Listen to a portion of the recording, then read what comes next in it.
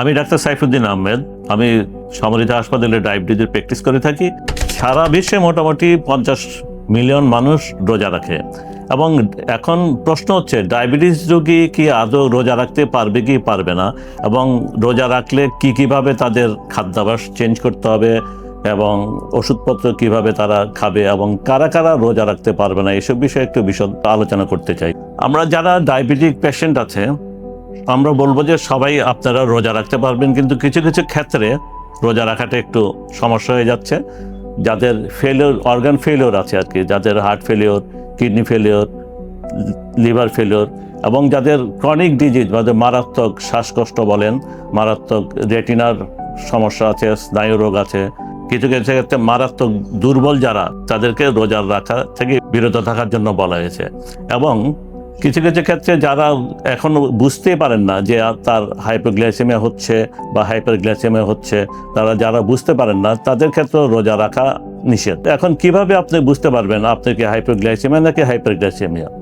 হাইপোগ্লাইসেমিয়ার ক্ষেত্রে কতগুলো আপনি সমস্যার সম্মুখীন, যেরকম হঠাৎ করে অতিরিক্ত ঘাম হচ্ছে, অতিরিক্ত দুর্বলতা ফিল করতেছেন, অতিরিক্ত কথা জড়তা হচ্ছে, ঠিকমতো চলাফেরা করতে পারছেন না, শুয়ে পড়ছেন কিন্তু উঠার মতো শক্তি পাচ্ছেন না, তাদের ক্ষেত্রে বলতে হবে যে আপনি ইমিডিয়েট সুগারটা চেক করবেন যে আমার কি হাইপোগ্লাইসেমিয়া হয়ে গেল কি না অন্য কোনো কারণ। সুগার চেক করতে হলে আপনাকে গ্লুকোমিটার বা বাসায় যেটাই আছে ওইটা দিয়ে আপনাকে আগে টেস্ট করতে হবে। টেস্ট করে দেখা যাবে যদি আপনার 3.9 এবং সুবিধার্থে আমরা বলে থাকি যাদের ব্লাড সুগার 4 মিলিমোলের নিচে নেমে যাচ্ছে তাদের রোজা রাখাটা নিষেধ। এবং আবার যদি দেখা যায় যে 16.6 এর উপর উঠে যাচ্ছে তাদের ক্ষেত্রে আমরা রোজা রাখতে নিষেধ করি।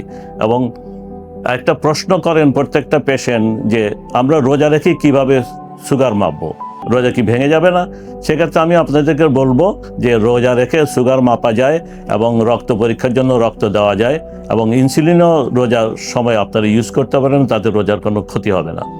এখন আপনাদের প্রশ্ন হলো রোজা রাখলে কি কি ধরনের ক্ষতি হতে পারে? যা বললাম, একটা হলো হাইপোগ্লাইসেমিয়া যেটা সুগার ফল করে যায়, একটা হাইপারগ্লাইসেমিয়া যে এটাতে সুগার বেড়ে যায়, আর একটা হলো পানি শূন্যতা হতে পারে। এটার দিকে খেয়াল রাখতে হবে সবাইকে, বিশেষ করে পানি শূন্যতা হচ্ছে কিনা এটার দিকে খেয়াল রাখতে হবে। এবং আরেকটা ওজনের তারতম্য হতে পারে। এখন আমাদের কি খাদ্যাভ্যাস এটার জন্য ঠিক করতে হবে। রোজাতে আমরা বলি যে ইফতারের সময়, সেহরিতে আপনি সাধারণত রোজা ছাড়া অন্য সময়ে দুপুরবেলা লাঞ্চ টাইমে যে পরিমাণ খাওয়া খেতেন ওইটাই আপনার খাওয়াটা শ্রেয় আপনার জন্য। এবং কারণ রোজাতে আপনি ওষুধ ব্যবহার করতেছেন, এই জন্য আপনার খাওয়াটা পর্যাপ্ত হতে হবে এবং সহজপাচ্য যে খাওয়াগুলো ওগুলো খেতে হবে যাতে সহজে এগুলো হজম হয়ে যায়। বেশি করে পানি খাবেন তার সাথে। এবং ইফতারিতে আপনারা ভাজা পরোটা একটু কম খেতে হবে। আপনারা একটা খেজুর খেতে পারেন, খেজুরকে না খেলে দু একটা ফল খেতে পারেন। ফল খেয়ে তারপরে আপনারা সাধারণত শরবত, আমরা বলি শরবত, চিনি দেওয়া শরবত না খেতে আপনারা প্রাকৃতিক শরবত যেটা আল্লাহর দান, যেটা আপনারা ডাবের পানি খেতে পারেন সেই ক্ষেত্রে, অথবা লেবু দিয়ে, বাংলা বাজারে অনেক সুইটেনার পাওয়া যায়, চিনি পরিবর্তে সামান্য ওগুলো সুইটেনার মিক্স করে আপনারা শরবতটা খেতে পারেন। আর সাথে আপনার শশা খেতে পারেন, টমেটো খেতে পারেন। এসব খেলে আপনার শরীরে পানি শূন্যতাটা অনেক ক্ষেত্রে কম হবে। সাথে আপনারা অনেকে আবার চিরা খেতে পারেন, দই কলা দিয়ে চিরাও খেতে পারেন। একটা জিনিস খেয়াল রাখতে হবে, ইফতারের পর থেকে সেহরি আগ পর্যন্ত পর্যাপ্ত পরিমাণ পানি খেতে হবে যাতে পানি শূন্যতাটা না হয় আপনার। আর 3 বেলা আপনাকে অবশ্যই 3 বেলা আপনাকে খেতে হবে। এবং অনেকে সন্ধ্যা রাতের খাওয়াটা স্কিপ করেন, ওইটা কিন্তু করা উচিত হবে না। সামান্য পরিমাণ হলেও আগে সন্ধ্যা রাতে যে পরিমাণ খেতেন সামান্য পরিমাণ হলেও আপনাকে এটা খেতে হবে।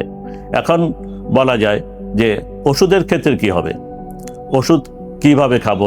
আমি বলবো যারা ওষুধপত্র খান, ধরেন একবেলা ওষুধ খাচ্ছেন আপনারা, একবেলার ওষুধগুলো আপনারা সাধারণত ইফতারের সময় খাবেন। যেটা খালি পেটে খেতেন ওইটা ইফতারের সময় খাবেন। ইফতারের সময় যে খালি রোজা রেখে ইফতারের সময় খালি পেটে কীভাবে খাবো ওইটা আপনি করতে পারেন যে সামান্য খেজুর বা একটু পানি খেয়ে আপনার ওষুধটা খেয়ে তারপর আপনি নামাজ পড়ে বাকি যেই ওষুধপত্র আছে ওগুলো খেতে পারেন। 2 বেলা যারা ওষুধ খান তারা সকালের ওষুধটা আপনারা, সকালের যে ড্রাগটা আছে ওইটা আপনারা ইফতারের সময় খাবেন।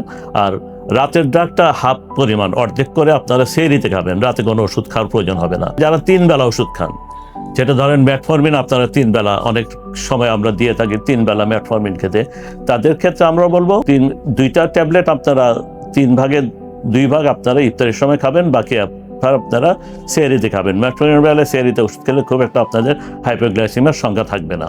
আর একটা ইনসুলিনের ব্যাপার, এখন ইনসুলিন কারো কারো ক্ষেত্রে 2 বেলা, কারো কারো ক্ষেত্রে 3 বেলা ইনসুলিন থাকে। ইনসুলিন 2 বেলা যারা নিচ্ছেন, যেটা সকালের ইনসুলিনের ডোজ যেটা থাকবে ওটা আপনারা সেম ডোজ আপনারা সন্ধ্যায় ইফতারের সময় আপনারা এটা নেবেন।